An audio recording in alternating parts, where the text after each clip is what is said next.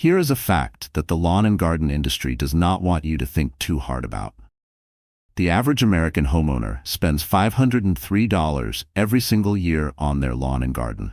That's fertilizers, annuals that die every October, replacement plants, tools, sprays, and mulch. Every year. Gone. And then they do it all over again in spring. Now here's what almost nobody tells you. There's an entire category of plants that you buy once, plant once, and they come back every single year. Bigger, fuller, more beautiful than the year before. They're called perennials, and the right ones, planted in the right spots, will turn your yard into something that looks like you hired a landscape designer without you lifting a finger after year one. That transformation right there? That's not a renovation. That's not thousands of dollars. That is 12 plants, planted once, doing exactly what they were designed to do. Today I'm giving you the 12 perennials that have absolutely taken over my garden, and I mean that in the best possible way. These plants will not stop growing. They spread, they multiply, they self-seed, they come back harder every single season. By the end of this video, you will know exactly what to plant, exactly where to plant it, and exactly why these 12 outperform everything else you've ever put in the ground. Let's go. Before we get into the list, drop in the comments. How much money do you think you've spent on plants in the last 3 years that didn't survive? Be honest. I want to see those numbers because I think it's going to shock people, including you. Let me give you the biology first, because once you understand why perennials perform the way they do, you'll never go back to annuals for your main beds again. Annual plants, your impatiens, your petunias, your marigolds, complete their entire life cycle in one growing season. They germinate, grow, flower, seed, and die, all within roughly 90 to 120 days. They put almost all of their energy into flowers and seeds because reproduction is their only biological priority before winter kills them. That's why they look spectacular in the nursery. They're in survival mode. They're flowering as fast as they can. But here's the problem. Every single spring, you start from zero. The plant is gone. The root system is gone. The energy is gone. You buy new plants, replant, and pay again. Perennials operate on an entirely different biological strategy. In year one, a perennial puts the majority of its energy not into flowers, but into its root system. It's building infrastructure, deep, extensive, powerful root networks that store energy, access water from deeper in the soil, and anchor the plant against drought and cold. That's why year one perennials often look underwhelming. You plant them, they grow modestly, they might flower a little, and you wonder if you did something wrong. You didn't. The plant was just building its foundation underground. Year two, that root system kicks in. The plant emerges earlier in spring, grows faster, spreads wider, blooms longer, and handles stress better than anything in year one suggested it could. Year three and beyond, you are dealing with an established plant that has more stored energy, more root mass, and more biological momentum than most gardeners are prepared for. Some of the plants on today's list will double in size every season. Some will self-seed and give you free new plants. Some will spread by underground runners and fill entire beds without you ever buying another plant. This is what low-maintenance gardening actually looks like. Not less planting, smarter planting. One more fact before we get into the list. Established perennials are significantly more drought-tolerant than annuals. A study from the American Society of Horticultural Science found that established perennial plantings require up to 66% less supplemental irrigation than annual bed plantings after the first 2 years. Less water, less money, less work, more beauty. Every year. That is the deal perennials are offering you. Let's look at the 12 that deliver on that deal better than anything else. Quick question. Are you mostly planting annuals or perennials in your yard right now? Drop it in the comments. I want to get a sense of where most homeowners are starting from, because it changes everything about the advice that's most useful to you. Starting with number 1, Black-Eyed Susan. Rudbeckia hirta and its relatives. And I'm starting here because this plant is arguably the most reliable, most rewarding, most foolproof perennial available to American homeowners. Here are the facts. Black-Eyed Susan is native to North America, which means it evolved specifically for conditions found across the continental United States. That native status matters enormously. Native plants are adapted to local rainfall patterns, local soil chemistry, local temperature swings. They don't need babying because this continent is literally their home. Hardy in zones 3 through 9, covering virtually every homeowner watching this video. It blooms from July through October, a 4-month bloom period that outlasts almost every other common garden perennial. When your spring bloomers have finished and your garden starts looking tired, Black-Eyed Susan is just getting started. The flowers are bold, bright golden yellow petals surrounding a dark chocolate brown center cone. They're cheerful, they're classic, they're distinctly American in the best way. Now here's the part that makes it perfect for low-maintenance homeowners. It self-seeds prolifically.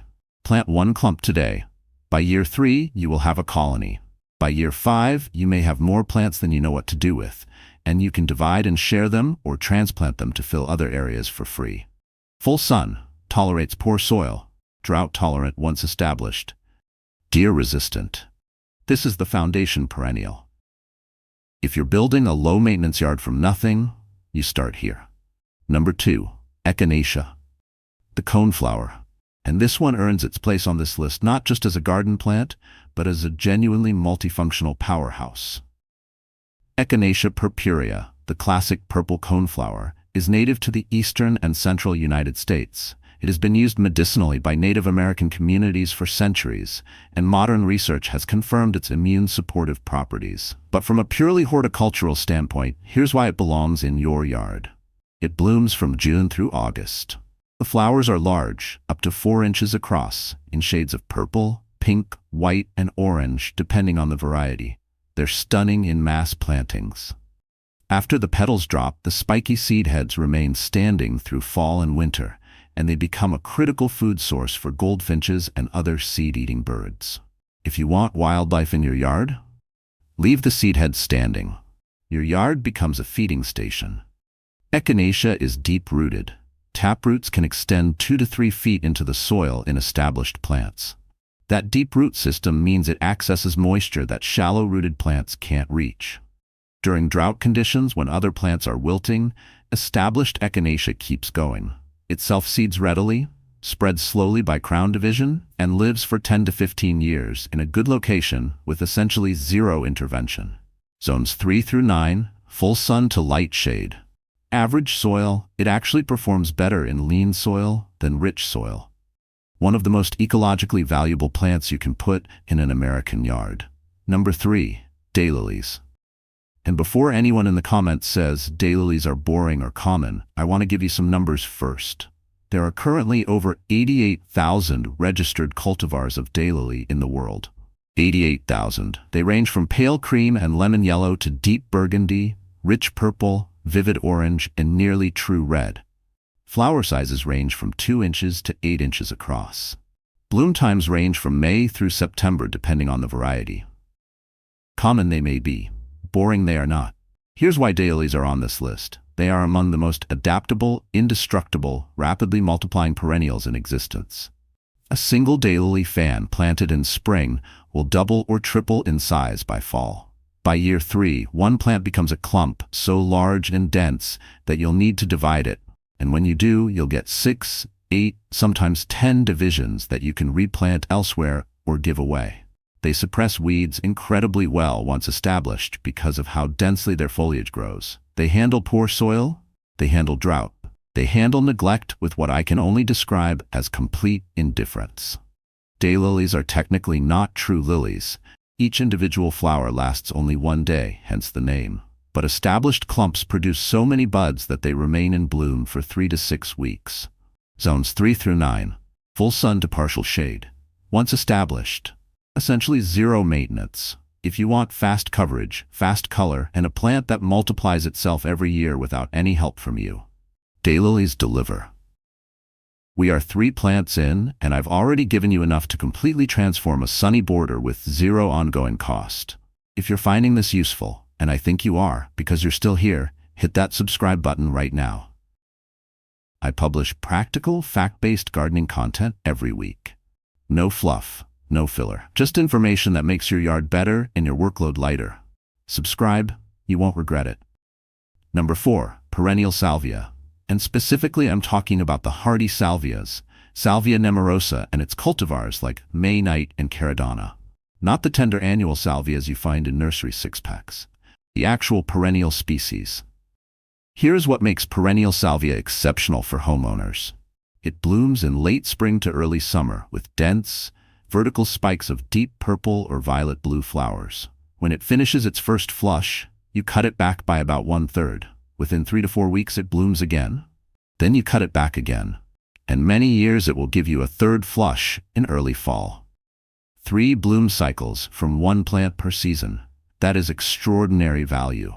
The flower spikes are intensely attractive to bees, particularly native bumblebees, making perennial salvia one of the most ecologically productive plants you can grow in a residential garden. It forms a tight, well-behaved clump. It doesn't spread aggressively. It doesn't self-seed invasively. It stays where you put it and just gets better every year. Drought tolerance is exceptional. In University of California trials, perennial salvia maintained strong performance at 50% of normal irrigation levels. Once established in your yard, essentially no supplemental watering needed in most of the country. Zones 4 through 9, full sun, well-drained soil, compact, beautiful, bee-friendly, drought-proof, and a repeat bloomer. This plant earns every inch of space you give it. Number 5. Catmint. Nepeta X Fascini, or the larger Nepeta Walker's Low, which won the Perennial Plant Association's Plant of the Year award, and for very good reason. Catmint blooms in a haze of soft lavender blue from late spring through early summer. And like salvia, if you cut it back after that first flush, it rebounds and blooms again. Some years it gives 3 full bloom periods. The foliage is soft, gray-green, and aromatic, releasing a pleasant herbal scent when brushed. For homeowners specifically, here's what makes catmint exceptional. It cascades beautifully over path edges and border fronts, softening hard lines and creating that relaxed, lush look that makes a garden feel established and intentional, rather than stiff and newly planted. It's extraordinarily deer-resistant. The aromatic oils in the foliage deter deer reliably. In suburban areas where deer pressure is a constant problem, this matters enormously. It handles heat, drought, and poor soil with no complaints whatsoever. One of the top-performing plants in trials conducted by the Chicago Botanic Garden specifically for low-maintenance landscapes. Zones 3 through 8, full sun, well-drained soil. Space it at 18 to 24 inches and watch it fill in into a flowing, weed-suppressing mound by year 2. Number 6. Ornamental allium. And this one might surprise you because most people think of alliums as vegetables, onions, garlic, chives. But the ornamental alliums are some of the most architectural, most dramatic, most genuinely show-stopping plants in the perennial garden. Allium Globemaster produces perfectly spherical flower heads up to 10 inches in diameter on stems reaching 3 feet tall. Deep violet purple. They look almost artificial. They're so perfect, like purple fireworks frozen in time. They bloom in late May and June, bridging the gap between spring tulips and summer perennials. Pollinators, particularly bees, cover them completely during bloom. After flowering, the seed heads dry in place and remain ornamentally interesting through summer and into fall. You get months of visual interest from a single bloom. Now here's the low-maintenance angle. Alliums grow from bulbs that multiply underground every year. Plant them once and the colony expands naturally. They require essentially zero care. No deadheading necessary. The dried heads are beautiful. No dividing required for many years. No spraying, feeding, or fussing. They also emerge through other low-growing perennials beautifully. Plant them through catmint or salvia and the combination is stunning. Zones 4 through 9, full sun, well-drained soil. Plant in fall for late spring blooms. Halfway through the list, which one has surprised you the most so far? And here's the real question. Have you been spending money every spring on annuals when perennials like these could have been doing the job permanently this whole time? Be honest in the comments. I think a lot of homeowners are going to relate to that answer. Number 7. Russian sage. Perovskia atroplicifolia. And this plant creates an effect in the late summer garden that nothing else on earth quite replicates. Russian sage produces tall, branching silver-white stems covered in tiny lavender blue flowers from July through September, sometimes into October. The overall effect is a soft, airy, almost luminous haze of blue-purple that catches light beautifully. It moves elegantly in the breeze. It glows in evening light. It is one of the most visually sophisticated plants available to American homeowners, and it is essentially indestructible once established. Here are the facts. Russian sage won the Perennial Plant Association's Plant of the Year. It tolerates heat, drought, poor soil, and alkaline conditions that defeat most ornamental plants. In extended drought conditions, it continues performing when neighboring plants have completely collapsed. It is deer-proof, rabbit-proof, pest-resistant, disease-resistant. The aromatic foliage deters virtually every browsing animal. The silver stems remain visually interesting through winter, adding structure when everything else has died back. Cut it back hard in early spring to about 6 inches, and it comes back fuller and more vigorous every year. Zones 4 through 9. Full sun, well-drained to dry soil, especially valuable in hot, dry climates across the south and west. Number 8. Baptisia australis, false indigo. And this is the plant I recommend most consistently to homeowners who want a perennial that genuinely gets better every single decade, not just every year. Baptisia is slow to establish. I want to be upfront about that. In years 1 and 2, it grows modestly, and you might question the investment. Do not question the investment. By year 3, it begins to reveal its true character. By year 5, it is a 3 to 4 foot tall, 4 to 5 foot wide flowering shrub, except it's not a shrub. It dies back completely in winter and re-emerges every spring. It produces dramatic indigo blue flower spikes in May and June that rival lupins in beauty. After flowering, it develops large, inflated seed pods that rattle in the wind and remain decorative through fall. Now here's the extraordinary part. Baptisia is a nitrogen-fixing plant. Like clover, its roots form symbiotic relationships with soil bacteria that pull atmospheric nitrogen and convert it into plant-available fertilizer. Every year it grows, it is simultaneously improving your soil chemistry. It is native to the eastern and central United States. It is extraordinarily long-lived. Individual Baptisia plants in naturalized settings have been documented living 50 to 100 years. Deer-resistant, drought-tolerant, essentially pest and disease-free. It requires a permanent location because it develops a deep, extensive taproot that makes transplanting very difficult after year 2. Choose its spot carefully. Plant it once and leave it alone forever. Zones 3 through 9. I want to stop here for a second and be direct with you. You've been watching this video for over 10 minutes. You're clearly serious about improving your yard. So let me ask you something. If you're not subscribed yet, what exactly are you waiting for? I put genuine research into every video on this channel. Actual horticultural data. Real plant performance information. This isn't filler content. This is the kind of information that changes how you garden permanently. Subscribe. Right now, it's free and it costs you nothing but 2 seconds. Number 9. Hostas. And before any experienced gardeners roll their eyes, hear the numbers because they justify every bit of this plant's popularity. There are over 6,000 registered hosta cultivars. They range in size from miniatures measuring 4 inches across to giants like Hosta Sum and Substance that reach 6 feet wide and 4 feet tall. Foliage colors include blue-green, chartreuse, gold, white, and every combination of variegation imaginable. Hostas are the definitive solution for shaded areas, the single hardest landscaping challenge for most homeowners. That area beside the north-facing foundation, under the canopy of a large tree, along a fence that never gets direct sun. These are the spots that look bare, messy, and neglected, and hostas will transform them completely. They are grown almost entirely for foliage, which means their ornamental value lasts from the moment they emerge in spring until the first hard frost. Months of continuous beauty from a single plant. They expand in size every year. A small division planted today becomes a large clump in 3 to 4 years. That clump can then be divided. 1 plant becomes 4, 4 becomes 16. Many homeowners with established hosta collections have not purchased a hosta in over a decade. They just divide and redistribute. Deer unfortunately find them palatable. This is the honest caveat. In high deer pressure areas, use deterrent sprays or choose hostas with thicker, more textured foliage, which deer find less attractive. Zones 3 through 9. Shade to part shade. consistent moisture preferred. Number 10. Sedum Autumn Joy. And this plant does something that almost nothing else in the perennial world can claim. It is genuinely ornamental in every single season of the year. In spring, it emerges as tight, succulent, blue-green rosettes that look clean and structural even before it blooms. In summer, the flower buds develop into flat-topped clusters that open soft pink. Pollinators cover them completely, particularly late-season butterflies and bees that are building reserves before winter.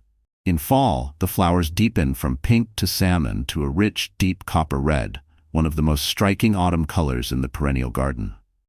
In winter, the dried seed heads stand upright, holding their structure through snow and ice, providing texture and visual interest in an otherwise bare garden. 4 seasons of ornamental value. From a plant that needs essentially nothing from you. Sedum Autumn Joy is drought tolerant to an exceptional degree. It stores water in its succulent tissue and can survive extended dry periods without any supplemental irrigation once established.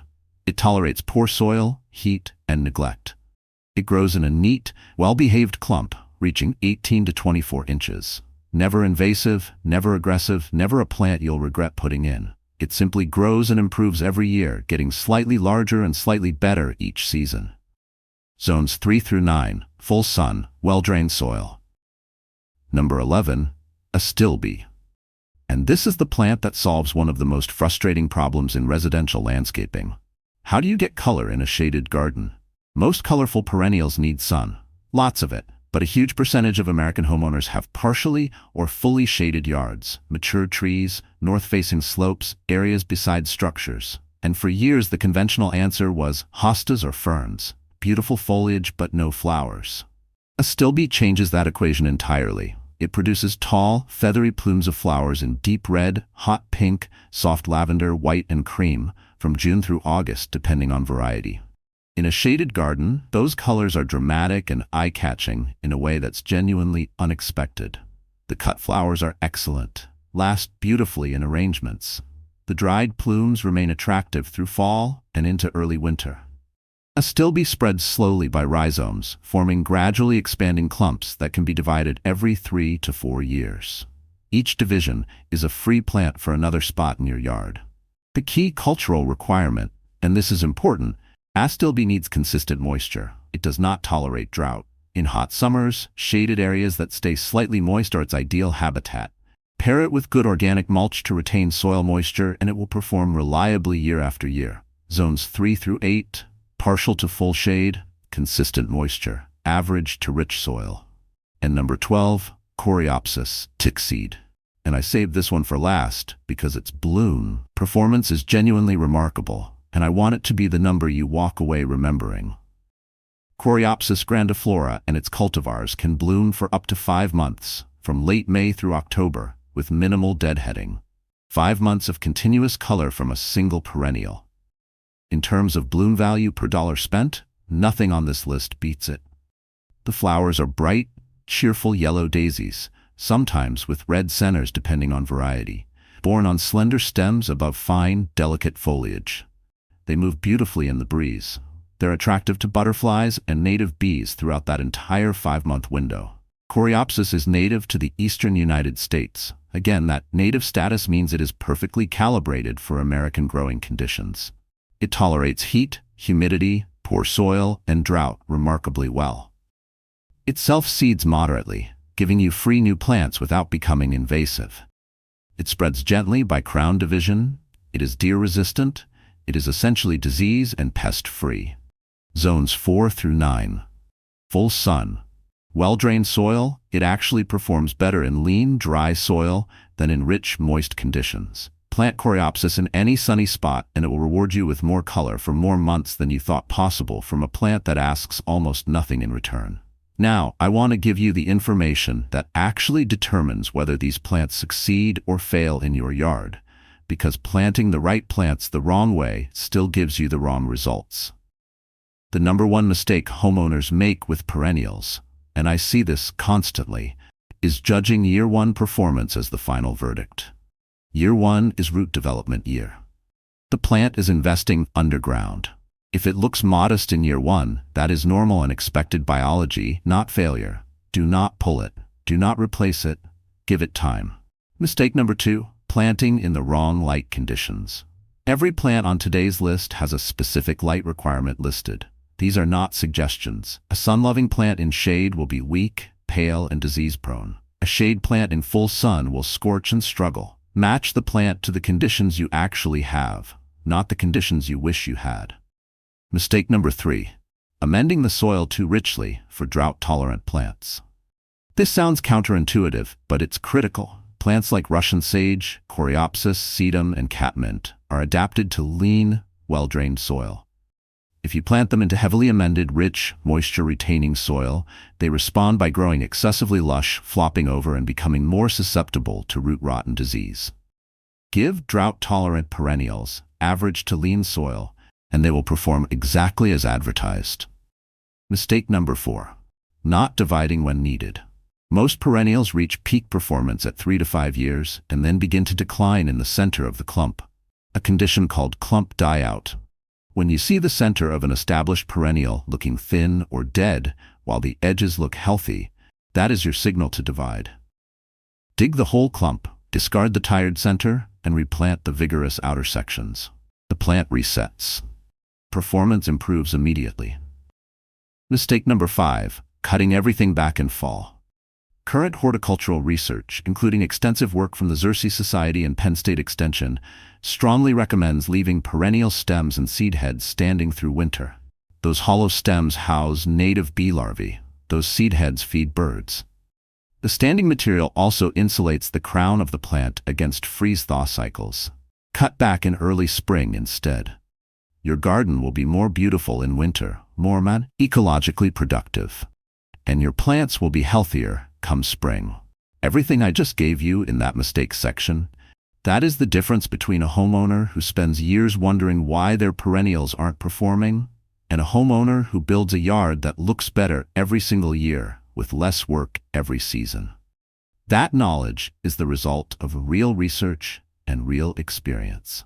If you want more of it, and I have a lot more of it, subscribe to this channel. That's the only way to make sure you don't miss what's coming next. All right, before I close this out, I have 3 questions I genuinely want answered in the comments. First question, which of these 12 perennials are you going to plant first this season? Just one. Pick the one that jumped out at you and tell me below. Second question, do you have a shaded yard or a sunny yard? Because half of you are going to have completely different plant priorities based on that answer.